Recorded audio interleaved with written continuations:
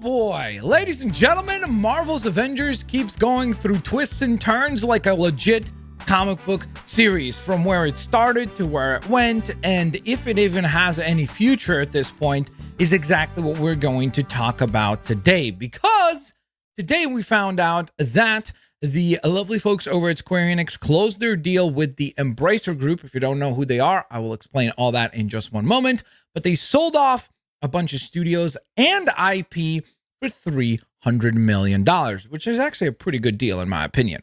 Regardless, ladies and gentlemen, my name is Blitzwinger, and thank you guys so very much for watching today's video. I hope you guys enjoyed. If you do, please don't forget to hit the thumbs up button.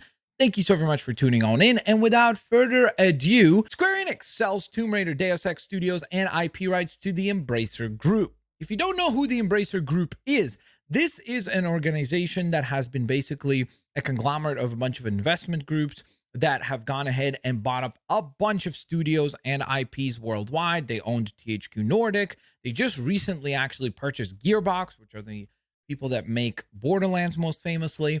And they closed that deal for $1.3 billion. And then now they've gone ahead and acquired a bunch of IP and studios from Square Enix. Mostly the vast majority of their Western studios were purchased in this particular deal, like Eidos Montreal, like Crystal Dynamics, which brings us to today's topic. Crystal Dynamics is, of course, the development group that has been, or the developer that has been working on the Marvel's Avengers video game. And if we go over on here to the Forbes article by Paul Tassi, he asks a very, very good question. What happens to Marvel's Avengers and Guardians in the Square Enix Embracer sale? Well, first and foremost, I got to be honest, I'm not really all that concerned about what happens with Guardians of the Galaxy because, well, we weren't really meant to get any more content from that game. Would I love to see another one of those games that improves on the first one? Yes, because I think that that game is superior to Marvel's Avengers in every way. And so I would love to get another entry. But when we go on ahead and scroll on down here, Paul does a really good job of bringing this little factor up, saying that the Marvel's Guardians of the Galaxy video game only brought in or allowed for a profit margin of 0.65%. You heard me correctly. What is this? That's not 65%. That is 0.65%. In a world where inflation is 7%, this is pathetic, and this is not sustainable. No business can run with this kind of a profit margin and do so well in an environment with normal inflation, but with the environment that we're living in with high inflation, that is legitimately impossible. And so I think that number there is pretty much a nail in the coffin of another Guardians of the Galaxy game, just because I can't imagine that Embracer Group would justify being going on ahead and investing whatever it might be, $50 million, $100 million to make another one of those happen. I just do not see that happening. But what does that mean for the other game that we're talking about today, Marvel's Avengers? Is it dead? Is it over with? Well, let's go on ahead and see what the Embracer Group themselves said about this question. So we're going to move on over to here. Here's Slight Stardust, who went ahead and reposted this from their conference call announcing this. So let's go on ahead and take a listen together, shall we? Here we go.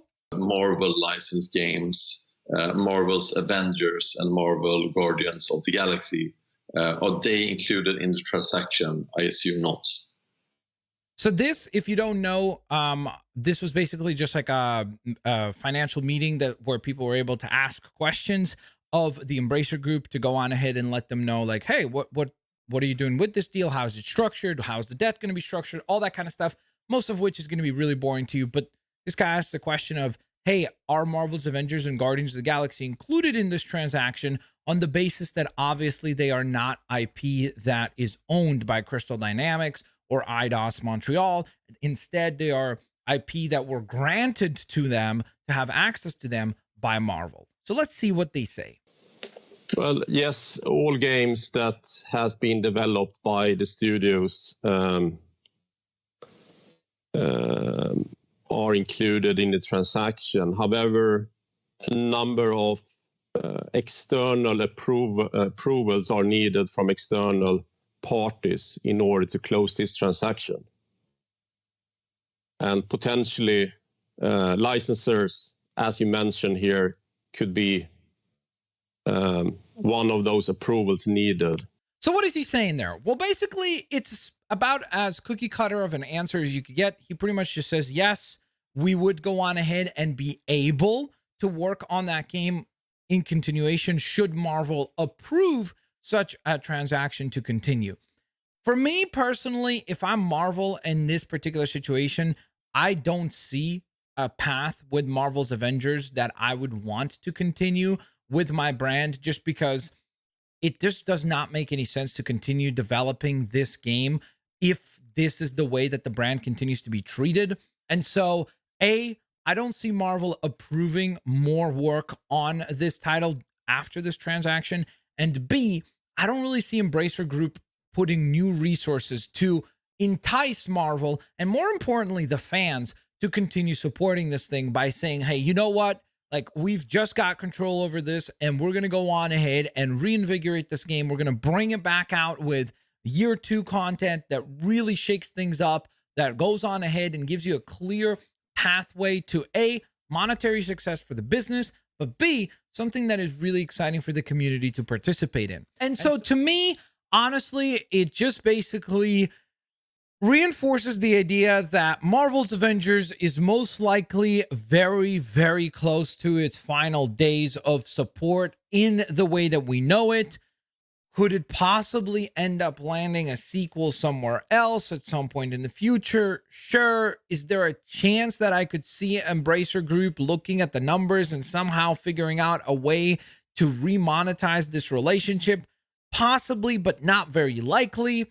I think that overall, this is the sentiment with this game since its very beginning, in the sense that if you ask me at the very launch of this thing, you have Crystal Dynamics, an unbelievably talented group of people. You have a huge publisher in Square Enix, which means lots of resources behind them. You have arguably the most popular brand in the world in Marvel. And when you ask me on paper to go on ahead and predict if that would be a success, I would have told you abso-freaking-lutely it is going to be successful. Unfortunately, that has not proven to be the case.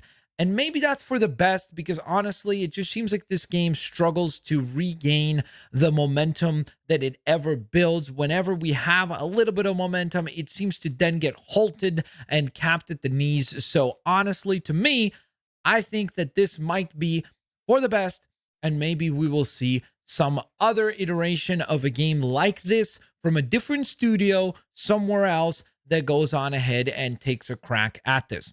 On the bright side, this sale could mean a Tomb Raider game. This sale could mean a new Deus Ex game. This could mean a new Thief game, as those IPs are obviously now going to be part of the rotation that Embracer Group will consider in terms of developing new titles. For those of us that were more interested in the Marvel side of things and the relationship that they had with Square Enix, this is probably a bit of bittersweet news. So, thank you guys so very much for watching. Let me know what you think of this news. Are you excited? Are you not excited? Are you hesitant? Are you maybe hopeful? I think maybe there's some people out there that think that there is some hope at the end of the tunnel here for this thing. I personally am very, very doubtful, and I think that this is pretty much hook, line, and sinker. It is all over for both of these games. Unfortunately, the one thing I will say is that I would really, really love to hear an actual word from the people over that are working on this game to let people know, like, hey, we're going to stop supporting this, or we're going to really wind down the support that we have for it even further, just so that people know to not continue get invested in this game, continue to go on ahead and spend their time leveling up, etc., only to then find out 6 months from now, like, hey, the support for this thing is over and done with. So I think it would be really, really nice of them to come out and say, hey, we have a plan to support it through the end of this year, or another 6 months, or another 3 months, or whatever it is. And then after that, you do not expect any new content. I think that would be really, really nice of them to do, to let people know kind of what they can expect with this thing. And who knows, crazier things have happened. Maybe, just maybe, somehow they decide to be like, let's go on ahead and double down on this thing and try to bring it back from the dead. Thanks all for watching. I'll hopefully catch you guys here next time. Have an absolutely fantastic day. Peace out. See you later, alligators. Bye, guys.